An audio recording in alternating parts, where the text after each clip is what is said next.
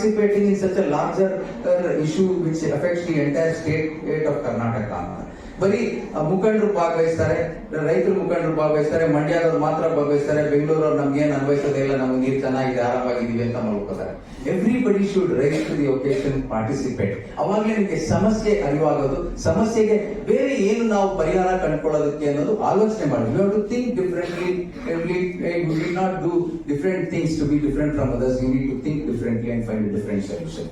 ನನ್ನ ಲೆಕ್ಕದಲ್ಲಿ ಇದು ನಿಮ್ಮ ಮೂಲಭೂತ ಹಕ್ಕು, ವಿದ್ಯಾರ್ಥಿಗಳ ಹಕ್ಕು, ಮೂಲಭೂತ ಹಕ್ಕು ಪ್ಲಸ್ ಜವಾಬ್ದಾರಿ. ಅಂದ್ರೆ ನಿಮ್ ಜವಾಬ್ದಾರಿ ಏನು? Students duty is to learn, students duty is to respect elders. Students ಈಗ ನೋಡಿ, ನಮ್ಮ ದೇಶದಲ್ಲಿ ಚಿಲ್ಡ್ರನ್ ಡೋಂಟ್ ರೆಸ್ಪೆಕ್ಟ್ ಎಲ್ಡರ್ಸ್ ಅಂತ ಒಂದು ಮನೋಭಾವ ಬಂದಿದ್ದಕ್ಕೇನೆ welfare of senior citizens act ಬಂದಿದೆ. ಯಾಕೆಂದ್ರೆ ಪ್ರಾಪರ್ಟಿಗೋಸ್ಕರ ನೀವು ಅವ್ರನ್ನ ಫೋರ್ಸಿಬಲ್ ಬಿಲ್ ಬರ್ಸ್ಕೊತೀರಿ, ಆಮೇಲೆ ಅವ್ರನ್ನ ನೋಡ್ಕೊಳ್ಳಲ್ಲ, ತಂದೆ ತಾಯಿನ ನೋಡ್ಕೊಳ್ತಿಲ್ಲ, ತಂದೆಗೆ ಕಣ್ಣಿಗೆ ಕೀಯಲ್ಲಿ ಕಾರ್ ಕೀಯಲ್ಲಿ ಚುಚ್ಚಿ ಕಣ್ಗುಡ್ಡೆ ಆಚೆ ಬರೋ ಮಾಡಿದ್ರು ಜೆ ಪಿ ನಗರದಲ್ಲಿ. These are all reason. ಜವಾಬ್ದಾರಿಯುತವಾದ ಯುವಕರು ಇದಾರಾ ಅನ್ನೋದು ಒಂದು ಪ್ರಶ್ನೆ ಆಗುತ್ತೆ. These are outside the college, think outside and what you can contribute to the society ಅನ್ನೋದು. This is my suggestion to all of you. ಯಾಕೆಂದ್ರೆ ಜಡ್ಜ್ಮೆಂಟ್ ಬಂದಿದೆ, 20 ವರ್ಷ ಹಿಯರಿಂಗ್ ಆಗಿದೆ, ಫಾರ್ಮುಲಾ ಇದೆ. ಒಂದೊಂದು ವರ್ಷ ಕಡಿಮೆ ನೀರು ಬರುತ್ತೆ, ನೀರು ಬಿಟ್ಕೊಡ್ಬೇಕಾಗತ್ತೆ. ಒಂದೊಂದ್ಸಲ ಒಳ್ಳೆ ನೀರು ಬರುತ್ತೆ, ಜಾಸ್ತಿ ನೀರು ಬಿಡ್ತೀವಿ. ಎಲ್ಲ ಸೊಸೈಟಿನಲ್ಲೂ ಒಂಥರ, ಎಲ್ಲ ಫೆಡರಲ್ ಕಂಟ್ರಿಗಳು ಈ ಥರ ಇಶ್ಯೂಸ್ ಇರುತ್ತೆ. ಒಂದು ಉದಾಹರಣೆ ತಗೋಬೇಕು ಅಂತಂದ್ರೆ, ಯುನೈಟೆಡ್ ಸ್ಟೇಟ್ಸ್ ನಲ್ಲಿ ಕೊಲೊರಾಡೋ ರಿವರ್ ಅನ್ನೋದು 5 ಸ್ಟೇಟ್ ಜಗಳ ಆಗ್ತದೆ. ಸೊ ನಾವು 2, 3, 4 ಅಂತ ಅನ್ಕೊಂಡ್ರೆ there are 5 states fighting over the Colorado River in the United States. You should read about it. It's very interesting and it's going to happen. But ಅದನ್ನು I think the way ನಮ್ಮ economy ಹೆಂಗೆ ಬದಲಾಯಿಸ್ತಾ ಇದೆಯೋ, climate change ಬದಲಾಯಿಸ್ತಾ ಇದೆ, ನಮ್ಮ climate ಬದಲಾಯಿಸ್ತಾ ಇದೆಯೋ, Kaveri is a more or less solved issue. There will be 1 or 2 years where it might come up once.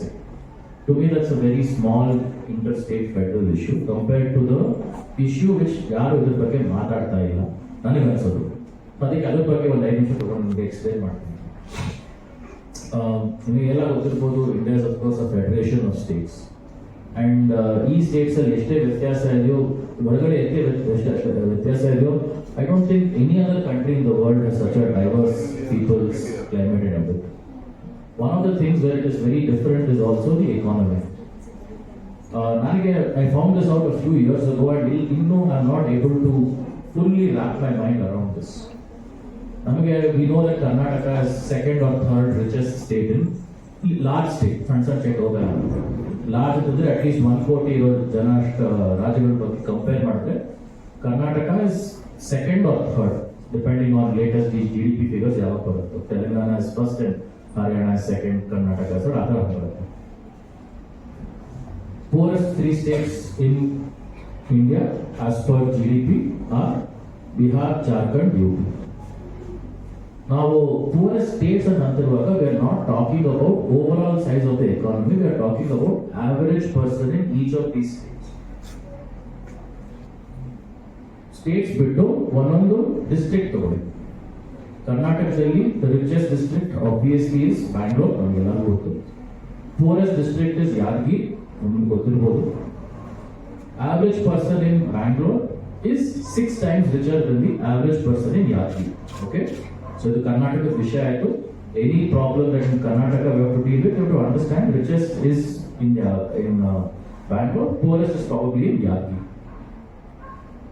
The average person in Karnataka's poorest district, Yadgiri, is richer than the average person in the richest district of Bihar, which is Patna. Andre, the average person in Bangalore, now we know 1.5 crore people, average person in Bangalore is 20 times richer. Alright, not 1.2 times. 20 times richer than the average person in Bihar. We are not talking about comparing the richest person in Bangalore with the poorest person in Bihar. Average person. Andre, we are essentially 2 completely different countries. ನಾನು ಯಾಕೆ ಬೆಂಗಳೂರಿನಲ್ಲಿ ಹುಟ್ಟಿದ್ರೆ I would have been 20 times richer. Why am I denied those opportunities by living in Bihar? And those opportunities you are missing. Any data that you look at, right? The gap between somebody from Bihar and somebody from Karnataka is so huge.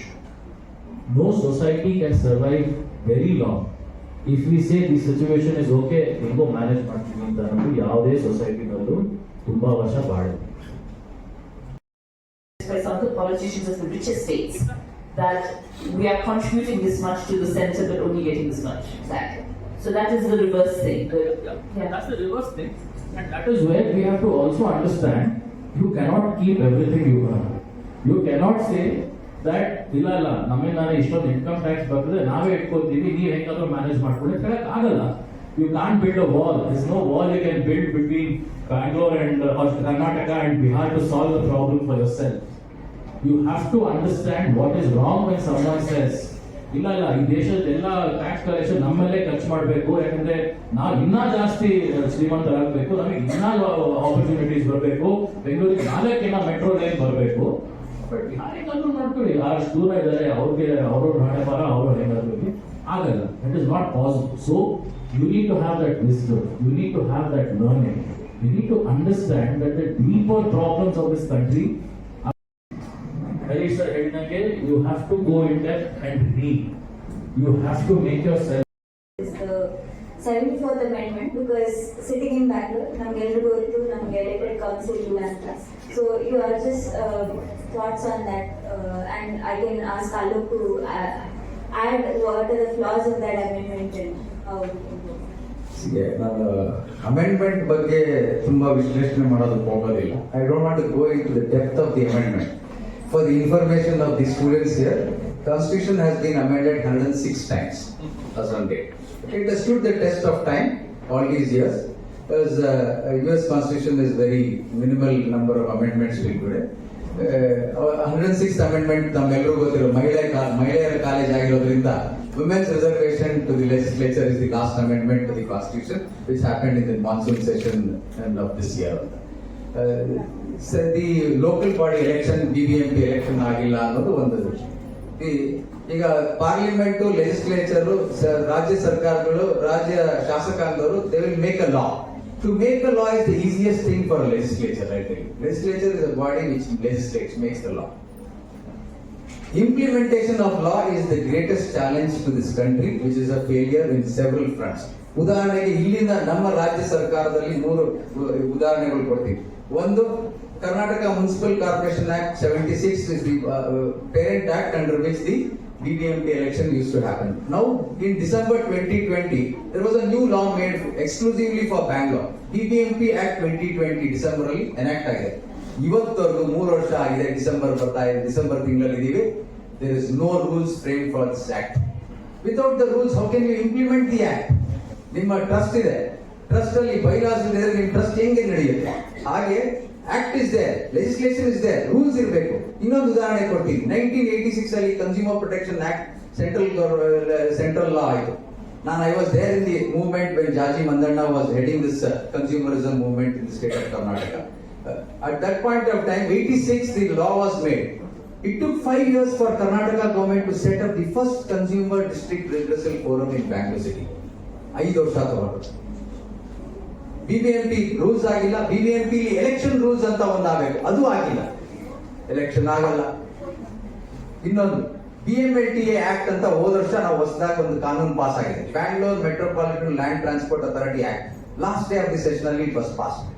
Till today, ಅವಾಗ government ಬೇರೆ ಇತ್ತು, ಇವಾಗ government ಬೇರೆ ಇದೆ. Act ಮಾಡಿದಾಗ ಅವರು ಇದ್ರು ಇದರಲ್ಲಿ, ಇವಾಗಿರೋ MLA ಯಾರು ಸರ್ಕಾರ ನಡೆಸ್ತಾರೋ ಅವರು ಇದ್ರು ಅವಾಗ ವಿರೋಧ ಪಕ್ಷದಲ್ಲಿ. But this act is not being implemented because it is not the priority of this government. Political agenda.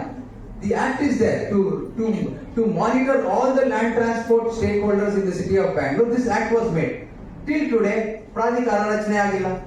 The Bangalore Metropolitan ಭೂ ಸಾರಿಗೆ ಪ್ರಾಧಿಕಾರ ಅನ್ನೋದು ರಚನೆ ಆಗಬೇಕು. That is not being set up. Without that being set up, how will the act implement? Forget setting up the authority. The rules on the BMLTA has not yet been framed. Without the rules, you can't implement any law in this country. ಈ 74th amendment ಅನ್ನೋದು ಇದು ಮುನ್ಸಿಪಾಲಿಟಿಗೆ ಪಂಚಾಯತ್ಗಳಿಗೆ ಒಂದು ಸ್ವಲ್ಪ freedom ಕೊಟ್ಟು ಒಂದು ಸ್ವಲ್ಪ ಜಾಸ್ತಿ ಅವರೇ ಚೆನ್ನಾಗಿ ಕೆಲಸ ಮಾಡಲಿ ಅಂತ ಉದ್ದೇಶದಿಂದ ಪಾಸ್ ಮಾಡಿದ್ರು. ಆದರೆ ಒಂದು ಸ್ವಲ್ಪ ಅರ್ಧಂಬರ್ಧ ಕೆಲಸ ಮಾಡಿದ್ರು. ಆ ಅರ್ಧಂಬರ್ಧ ಕೆಲಸ ಏನು ಅಂತಂದ್ರೆ ಎಲ್ಲ ಸ್ಟೇಟ್ ಗೌರ್ಮೆಂಟೇ ಬಿಟ್ಬಿಟ್ಟು ನಿಮಗೆ ಹೆಂಗೆ ಇಷ್ಟ ಆಗುತ್ತೋ ಅಷ್ಟು ಹಂಗೆ ನಡೆಸಿ ಅಂತ. ಈ ಪಂಚಾಯತ್ ಹೆಂಗೆ ನಡೆಸ್ತಿರೋ, ಈ ಮುನ್ಸಿಪಾಲಿಟಿಗಳು ಹೆಂಗೆ ನಡೆಸ್ತಿರೋ, ನಿಮಗೆ ಹೆಂಗೆ ಇಷ್ಟ ಆಗುತ್ತೋ ಹಂಗೆ ನಡೆಸಿರುತ್ತೆ. ಒಂದೊಂದು ರಾಜ್ಯದಲ್ಲಿ ಚೆನ್ನಾಗಿ ನಡೆಸ್ತಿದ್ದಾರೆ ಪಂಚಾಯತ್ಗಳನ್ನ.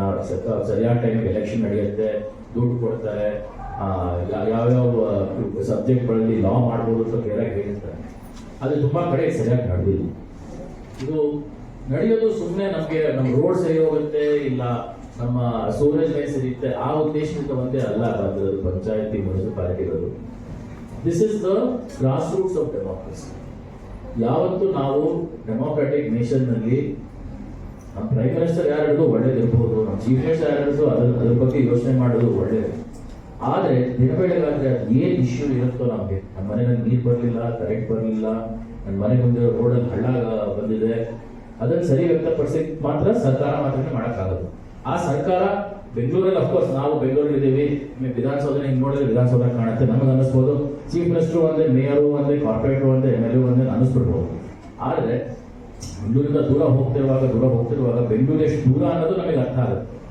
ಅವಾಗ ನಿಮ್ಮ local corporator, municipality councillor, panchayat member ಅವರೇ ನಮ್ಮ ತೊಂದರೆಗಳಿಗೆ ಉದಾಹರಣೆ ಕೊಡೋಕೆ ಸಾಧ್ಯ. Good afternoon to everyone. I am Bhavyashri from BA, a student of Psychology and Journalism. I have a question that though we have a freedom of speech and expression, do journalists have threats?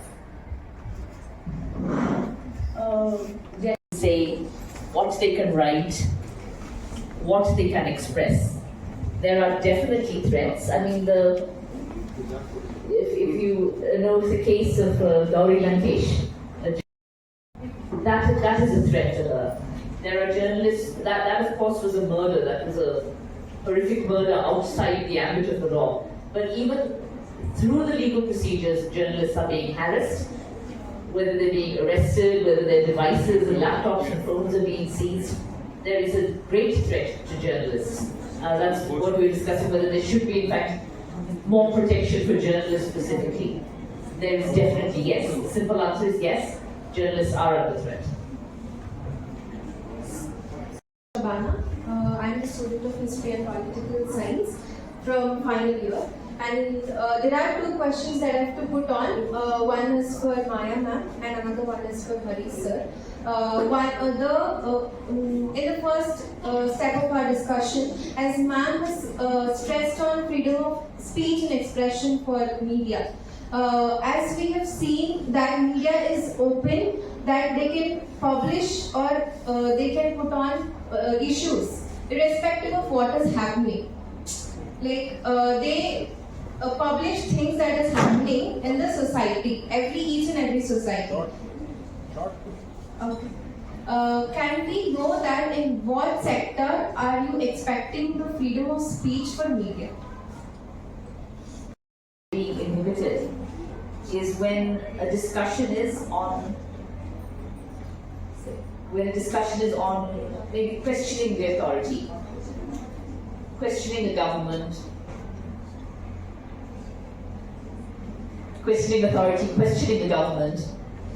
that is really where the pressure is being applied. If I am questioning somebody who is weak or voiceless or has no rights, there'll be no problem. I can say what I like about that person, about that group of people. It is when questions are asked of people with power, of people with authority, that is where the pressure is being applied. That is where the stress is. You know, you understand, it's not for the voiceless, it's for the strong. ಏನಾಗಿದೆ ಅಂದ್ರೆ this is, they want to have unquestionable power of governance. ಪ್ರಶ್ನಾತೀತವಾಗಿ ನಾವು ಸರ್ಕಾರ ಸರ್ವಾಧಿಕಾರ ನಮ್ಗೆ ಕೊಡಬೇಕು. ನೀವು ನಮ್ಮನ್ನೇನು ಪ್ರಶ್ನೆ ಕೇಳಬೇಡಿ, ಸಾರ್ವಜನಿಕವಾಗಿ ನಮ್ಮನ್ನಂತೂ ಪ್ರಶ್ನೆ ಕೇಳಬೇಡಿ, ಬೇಕಾದ್ರೆ ಆಮೇಲೆ ಬಂದು ವೈಯಕ್ತಿಕವಾಗಿ ಬಂದು ಪ್ರಶ್ನೆ ಕೇಳಿ ಉತ್ತರ ಹೇಳ್ತಾರೆ. They don't want to be questioned for whatever they are responsible for the welfare of the society. This is something which is very unfortunate. They should be able to receive pleasure and pain, blows as well as gifts in the same stride, because they are in the helm of affairs. ಅವ್ರನ್ನ ಪ್ರಶ್ನೆ ಕೇಳಿ ಯಾರನ್ನು ಕೇಳಬೇಕು? ಸರ್ಕಾರ ಕೇಳಿದ್ರೆ ಯಾರು ಕೇಳ್ಬೇಕು ನಾವು? ಸರ್ಕಾರಕ್ಕೆ ನಾವೇನೋ ಅರ್ಜಿ ಹಾಕಿದ್ರೆ apply no reply. This was the order of the day. That is why this right to information act came. It is not that right to information procedure ಇರಲಿಲ್ಲ ಅಂತಲ್ಲ, ಜನಕ್ಕೆ ಗೊತ್ತೇ ಇರಲಿಲ್ಲ ಅದು ಕೇಳೋ ಹಕ್ಕಿದೆಯೋ ಇಲ್ವೋ ಅಂತ. ದ ಮೊಮೆಂಟ್ ಕಾನೂನಿಗೆ ಫಸ್ಟ್ ಲೆಟರ್ ರೈಟ್ ಅಂತ ಬಂದ್ರೆ ಜನ ಎಚ್ಚರಿಕೆ ಕೊಡ್ತಾರೆ. Through political agenda is that we should consider that amending the constitution is misused. The provision of amending the constitution is misused. I did not say that amending the constitution is political agenda. I said it's the political agenda which causes failure of implementation of act. Because the previous government did this act, I am not ready to do the role, so implementation is not happening. Okay. There is no misuse of the amendment provision. Okay. Amendment to constitution needs 2/3 majority of the members present and voting in the parliament. Our constitution is both rigid and flexible, we say. It is flexible because you can amend it any number of times and so many things can be brought in and revoked. It is rigid also because you can't amend the preamble of the constitution or something. Is a secondary point because that is a long process till 2029 it won't happen. We are saying even without an amendment like this to the constitution, if political parties want to give reservation and of tickets to 33% like what Biju Janata Dal did in the first case, they can voluntarily give. ಅದಕ್ಕೆ ಕಾನೂನು ಹಾಕಬೇಕು, ನಿಮಗೆ ಇಚ್ಛಾಶಕ್ತಿ ಇರಬೇಕು. Political will should be there to give this opportunity even without a law. ಕಾನೂನು ಮಾಡದೇನೂ ನೀವು ಹಕ್ಕುಗಳನ್ನ ಕೊಡಬಹುದು. Sir, actually, I am speaking about the issue which is going on in Tamil Nadu. It is from past so many decades. Even in 1943 there was a flood, and even in 2000 there was a 2005 there was a major flood. Why there is no step taken against it? Like to counter that? Now still today the flood is going on still. So there are development in that process when there is not any changes in that. I would say there is no development, but see, it's an issue. There are two parallel tracks which happen all the time. I'll give an example from another state, Odisha, 1998-99. There was a cyclone which killed more than 1 lakh people. I think we still don't know how many people died in that cyclone. Today, if a cyclone happens in Odisha, same intensity, wind speeds, rain, everything, almost no deaths are reported. Because in 20 odd years, Odisha has done such an amazing job in addressing cyclones, right? But that doesn't mean Odisha doesn't face problems of landslide. It faces problems of over-exploitation, cutting of forests. Even with Tamil Nadu, the kinds of flood issues have been addressed. If it happens, if flood comes from the river side of things. The difficulty happens when people think they're too smart and they build airports on riverbeds, when they build housing developments in swamps, when experts tell them, don't do this, because if tomorrow it rains heavily, these places will get flooded. By the way, Pallikarnai, where you are seeing floods, if you are following on social media, Pallikarnai, I was part of the litigation in the National Green Tribunal 15 years ago. Okay? Environmentalists said this is a very delicate area from the environmentalist perspective, because this is where Chennai's water goes out when there is excess rain, when there is cyclone, and then slowly goes to the sea. It is like a water filter, and it makes sure that the water has a natural mechanism for filtering out the water. What is the government's response? No, we don't need all of this. We'll find one other expert who will say this is not a big problem, build whatever you want on. What they say about facts, and what Maya will also say about facts, is that facts are true whether you believe in them or not. It is a fact that water has certain way of flowing. When we can get a nice report from somebody else saying, "Yeno madi, yeno tondre agalla," but water doesn't care about that report. Water is, I will follow my natural side. So, which is why it's important to hold our government to account when they say, this is for your good only. See, we build new airports. See, we'll build new flats. See, we'll build new IT park. You should ask, forget why Chennai. Exactly same problem happened last year before last at around this Nagwara lake. Because the lake, the water has a natural way of flowing from one place to another. Hydrologists, geologists, water experts said, don't build this Manata Tech Park area around here. We're going to face this problem. What people said, what do you know? We manage.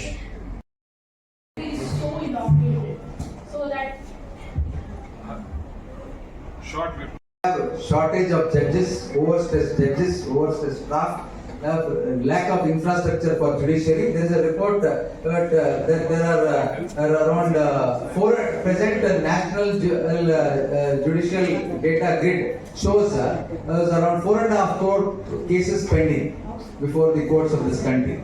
And the estimated period to dispose of these cases are 300 years. This is a statement by one of the former Chief Justice of India. And Justice Thakur or somebody made a statement. The problem is you need more qualified judges. You need to increase the working hours of the judiciary. We are saying let magistrate courts be 25/7 courts. Let there be rotation of judges hearing these matters. People more jana under trials are there in the jails which are overcrowded. They don't get bail, so they are languishing in jail. So all these things you need to find a solution by increasing the strength of the judiciary. Independence of judiciary should not be compromised by the government by trying to provide necessary infrastructure and strengthen the judiciary. Have more qualified judges, have more number of courts.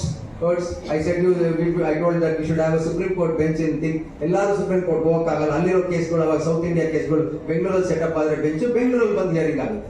So these are ways of finding and people are getting tired of going. They have lost faith in the judiciary because of the delay. Censorship. We spoke about the rights. The rights are, we want to be able to have free speech. We want to be able to say what we want. Then I also mentioned duties. There is a limit. A media person could not incite hatred or enmity between communities. Could not be a rabble rouser. That duty is there. And there are organizations like the NBA, the National Broadcasting Association, but it is basically self-regulation. It should be self-regulation because if it's not, if it's an outside agency saying don't report this, don't do it this way, don't say that, that has the danger of censorship. Self-censorship there, self-regulation there has failed. So it's a very awkward thing. The bad things repeatedly from morning till evening. It sends a wrong message to it. Something positive. You will not show good debates happening in Parliament. You will show when they throw paperweights, when they stand on the bench and remove their shirts. You will show this 5 to 10 times in a day. Why should we show this? What messaging you are giving? What is self-regulation? What is self-discipline of the media then? What is the responsible media? Why do you show bad things only, putting things in bad light? Right? Because people enjoy seeing the bad things. That is why in Karnataka Assembly now the media, except the Chandana party, is banned entry inside the assembly. Because they will focus on people who are looking at mobile phone and that's what you are going to show. Show something good, send good messaging, positive thinking. I'm present here. My name is Bhumika. I am from second year B.Com. I am here today.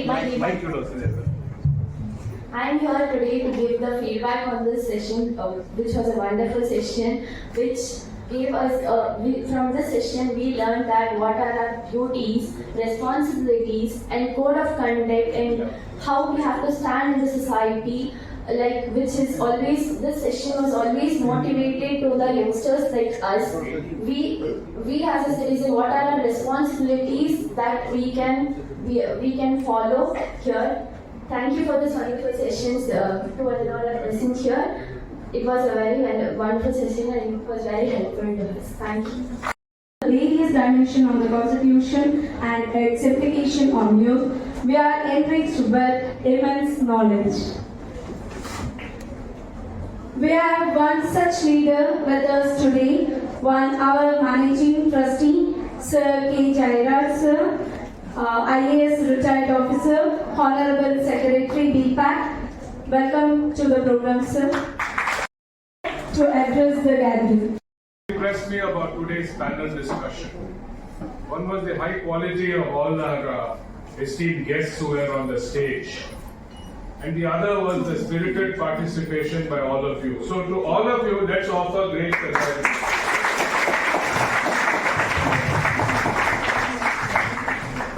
I want to thank BPAC, especially Harshita and Sharath, who is not here, for having organized this panel discussion.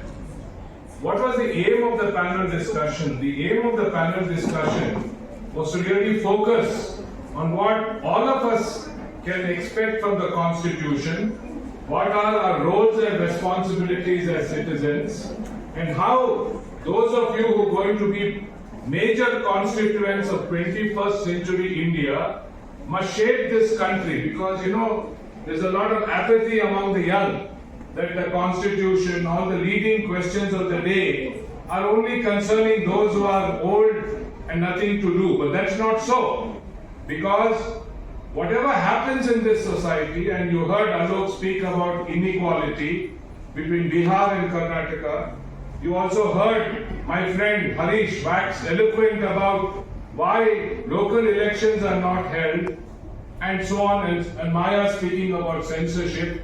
All these are issues that will bear on your quality of life. So it is very good that you were present, that you heard what the esteemed panel said, and that you observed, I am sure, the lessons of what citizenship should be, particularly when we reflect on the Constitution. So today, I would like to sincerely thank Maya. Please give her a big hand. Because she is an icon for all of us. She has been an adversary to people like me who are in the government, but that is incidental. More importantly, she always brings the highest standards of journalistic integrity to bear on her job.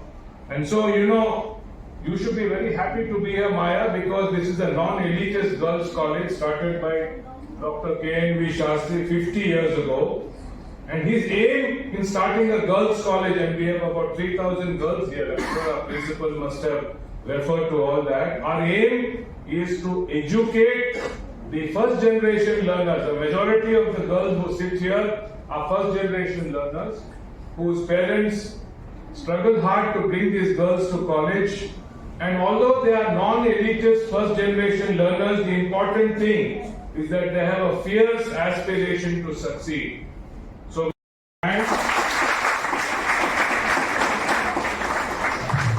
we should invite Alok to come again and speak sometime about law as a profession, because in my opinion, he is a leading legal luminary. Very recently, he has brought out a podcast series of talks with Justice Ammanni, perhaps the greatest legal mind of our country, at least in the last 50 years. My dear friend Harish, who waxed eloquent today on so many subjects. The problem was Harish can speak at length because he has got so much of fervor, and he is a social activist, and he combines that with a legal background. But he is an extraordinary person. He has brought and moved BPAC forward, and thank you, Harish, for coming here and this subject, because you've heard it from the people who matter. But what I want to tell the principal and the political science faculty is that perhaps it's time that we created a constitution club in our college, in which those who are interested, the girls, can meet with people, for instance, to discuss important subjects facing you as you go to professional life. One is the census of 2026. How is this going to affect distribution of power between the south and the north in terms of delimitation of constituencies? Equality issues that were flagged today, how is this going to play out in our country? What is the steps to be taken in the context of inequality, something of interest to the political, to the economics and business students is, recently the Finance Commission has been constituted. Interest litigation. None of you asked the panel about public interest litigation, which is an entirely new area of judicial determination. So things like that, I request the club, Constitution Club, or whatever club you call it, to have, and again have people like what we have on the stage come and discuss, because that will really educate you. It will make you into better citizens and prepare you for life. So